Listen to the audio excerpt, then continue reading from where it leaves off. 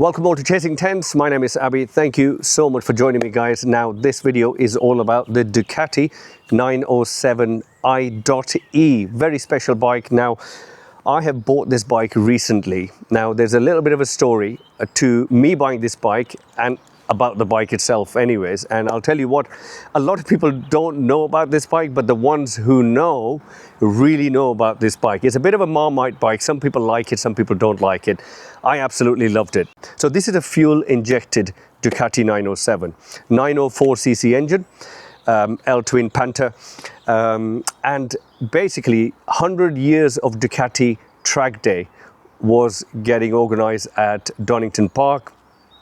Fine, I'm not going to go. I don't have a Ducati. I'm an Aprilia guy. Ignore that Ducati for a bit. I've only bought that yesterday. So my good friend Gavin from White Dalton Solicitors, you've probably seen him on 44 Teeth channel giving advice. He actually gave me the Ducati Trackday for free. £350 Trackday. He said, have this Trackday for free, but you'll need a Ducati.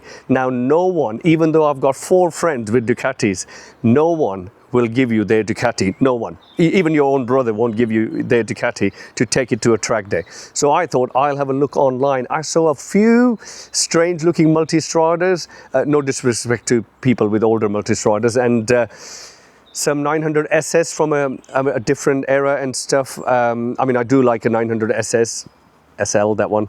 Anyways, but I came across this and I read about this, why this bike was made. So this was made, well, obviously by Ducati under the Cagiva umbrella, but Pasolini was a famous racer, sadly died 23rd of May 1973. Pasolini was a very good friend of Massimo Tamburini. Tamburini is the great designer, MV Agusta M4, Ducati 916, fabulous designer. So Pasolini was his great friend, and so he designed this bike. This was actually called Paso originally, but that was the non-fuel injected 16-inch wheel version of this bike, and a few other changes like oil cooler, and this is liquid cooled with coolant and all sorts. If I'm wrong on any of this facts, please do correct me. So love that romantic bit of story between, you know, one guy really liked another guy as a friend, and he built the bike as a homage. Went to the Ducati Track Day. It was absolutely brilliant. This bike is unreal when it comes to handling. Brilliant handling bike. The brakes were fabulous. I did rebuild the calipers before I went to the Track Day. I did a full service and I wasn't going mad on this. I've got a race bike there, Aprilia RSV4 RF. I don't need to set any lap times on this bike, but let me tell you, if you are going to buy this bike or you're looking, one of the best handling bikes. It's got a different kind of tubular chassis, not the round tubular chassis as on a 900 SL. A really different kind. I would say slightly an ugly duckling underneath the clothes. Some people might say even ugly duckling in general. I don't care about you. This bike is beautiful. I think it's beautiful. Anyways, so handled like a dream, absolute dream. Now, I've been told, I was speaking to a few people. I spoke to Dario Marchetti.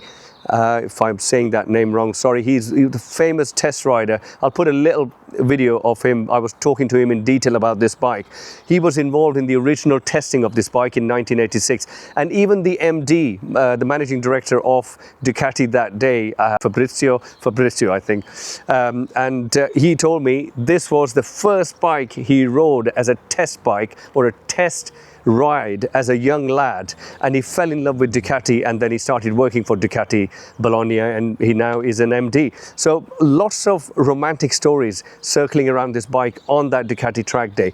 Now, Dario told me that he was a very close friend of Tamburini as well. He did a lot of testing on this bike, and this was a little bit of I would say a glorious parts bin exercise as well. Now, Cagiva obviously and Ducati, I mean, money was there, but not in chunks. So with this bike, what they did, they put the Brembo alloy wheels, not the lightest, it hasn't got the lighter kind of magnesium ones from that 900 SL, but it had the M1R suspension. Now, I saw a video with Michael Neeves on the Ducati 888, proper superbike, the one which you could buy from Ducati and you can race. I'll put a thumbnail of that video if you want to watch it. And that bike had these kind of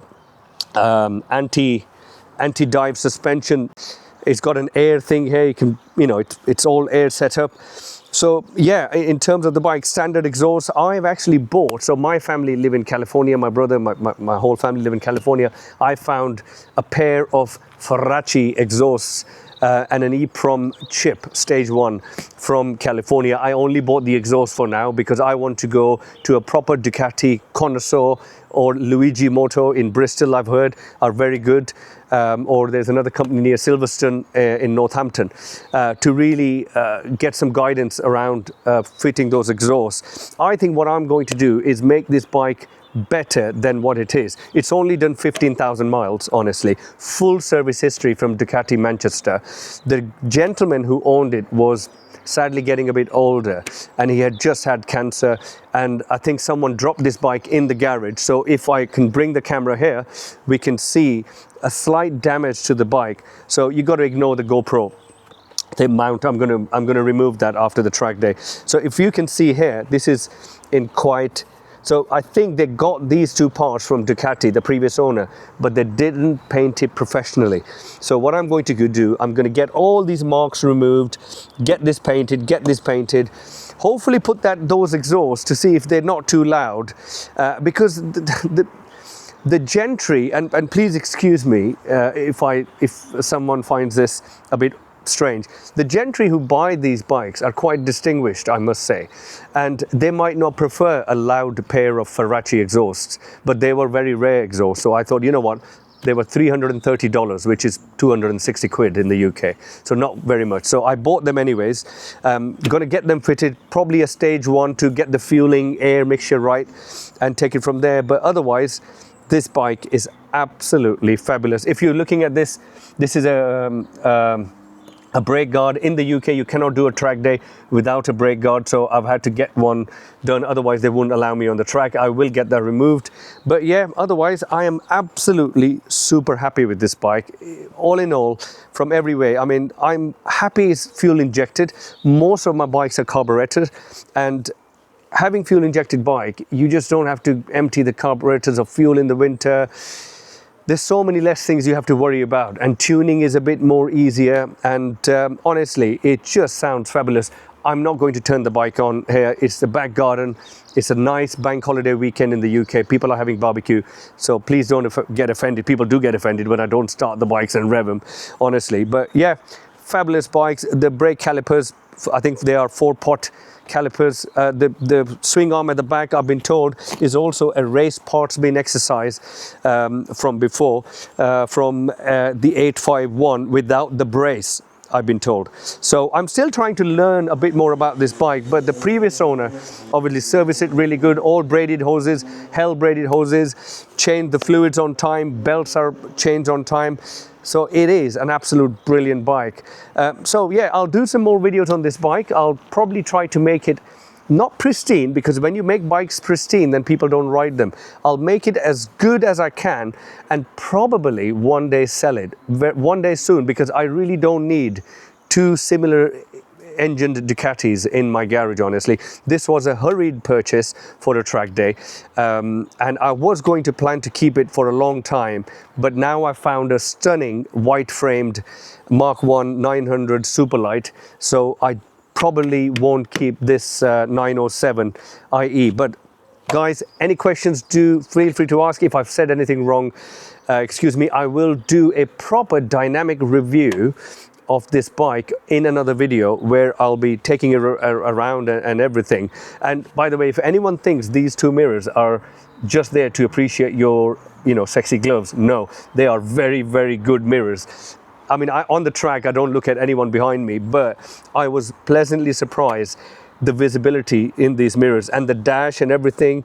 You've got, fuel, you've got temperature. I mean, that was my lap timer basically at the track. I'm just joking, guys. That is, a lot of people disconnect this clock because it drains the battery out. So things like this, I'm learning about this bike actually. So a lot of Kajiva elephant logos everywhere. Just love these cute little things.